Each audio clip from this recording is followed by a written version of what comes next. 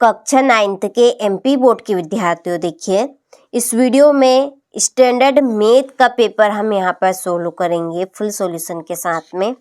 और ये पेपर आपका Hindi medium plus English medium दोनों क्लास के लिए फुल सॉल्यूशन के साथ में रहेगा। ठीक है, तो चलिए बिना किसी डाउट के वीडियो को हम शुरू करते हैं।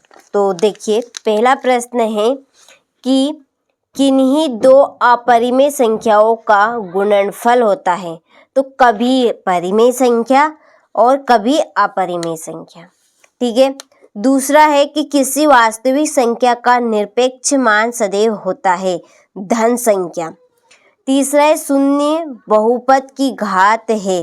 तो शून्य बहुपद की घात होती है परिभाषित नहीं, यानी कि अपरिभाषित भी इसको आप बोल सकते हैं। ठीक है, अपरिभाषित आए तो आप अपरिभाषित पे लगा सकते हैं और परिभाषित नहीं तो परिभाषित नहीं पे लगा सकते हैं। चौथा है कि निम्नलिखित में से कौन त्रिभुजों की सर्वांग समता की एक कसौटी नहीं है। तो एस एस ए।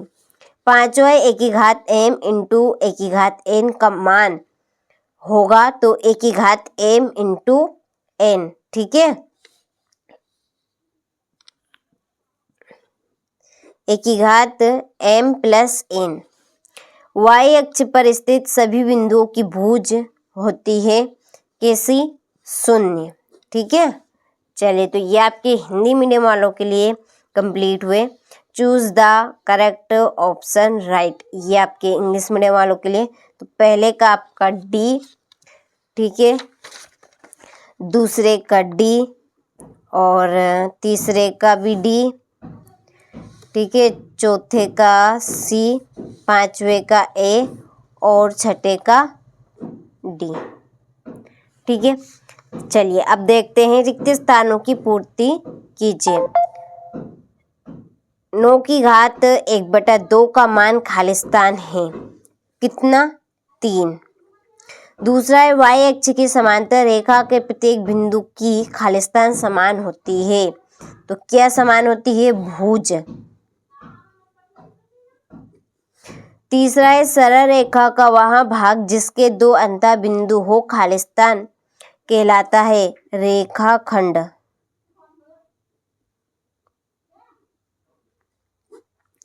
और चौथा है आयत के विकर्ण बराबर होते हैं तथा एक दूसरे को खालिस्तान करते हैं।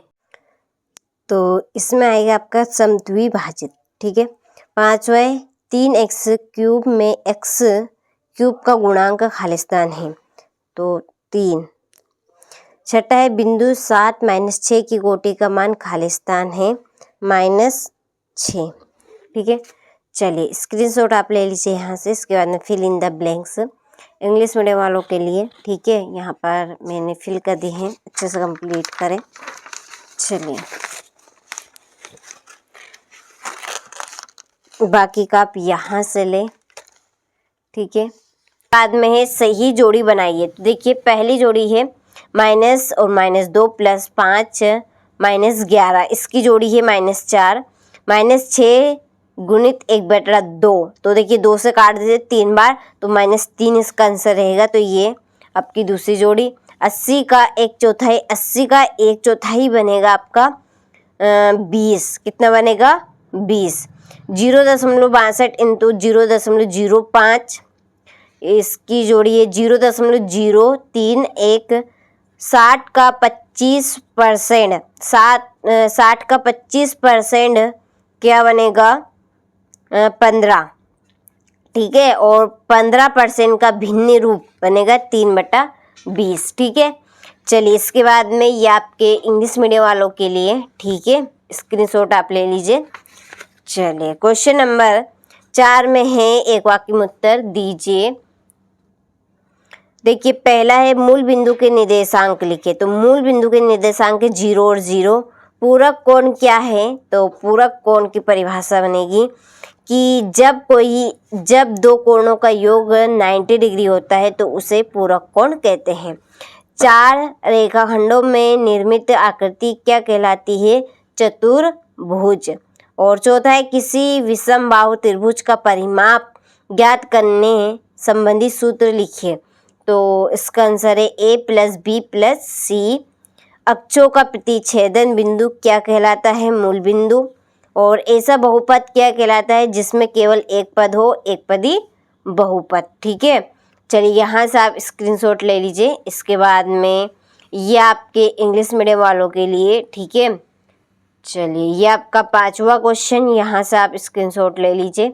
टिक मार्क यहाँ पे कर दिए हैं तो कंप्लीट अच्छे से आप करें। इसके बाद ये आपके इंग्लिश मीडियम वालों के लिए, ठीक है। चलिए बाकी के आप यहाँ से स्क्रीनशॉट ले। हो गया। देखिए छठा प्रश्न है कि 1 और 2 के बीच 6 परिमेय संख्या ज्ञात कीजिए। ठीक है, और ये आपका 7वां प्रश्न। 8वां 3a - 2b की पावर 3 का प्रसार लिखिए, ये अथवा।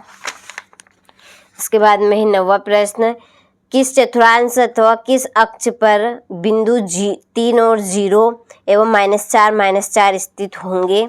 उस बिंदु के निर्देशांक ज्ञात कीजिए जिसका भुज 5 और जो x अक्ष पर स्थित है। ठीक है। 11वां है निम्नलिखित समीकरण के 5 हल। πx + y = 9। ठीक है, हो गया। चलिए समांतर यहाँ पर अथवा समांतर रेखाएं किसे कहते हैं? रेखाखंड किसे कहते हैं? ये आपका 13वां प्रश्न, ये 14वां क्वेश्चन। ठीक है, चलिए फिर ये इंग्लिश मीडियम वालों के लिए 15वां ऐसे सर्वांग समता नियम लिखिए। समांतर चतुर्भुज के 2 या 3 गुण बताने हैं। यहाँ से हो गए। इसके बाद में ये आपके रहे, सिद्ध कीजिए किसी समचतुर्भुज की विकर्ण परस्पर लंबवत होते हैं। समीकरण 2x + 5y = 0 के 2 हल ज्ञात करने। ये आपका 20वां प्रश्न। 20वें का अथवा 21वां प्रश्न। फिर ये आपका 22वां और लास्ट है आपका 23वां प्रश्न। ठीक है,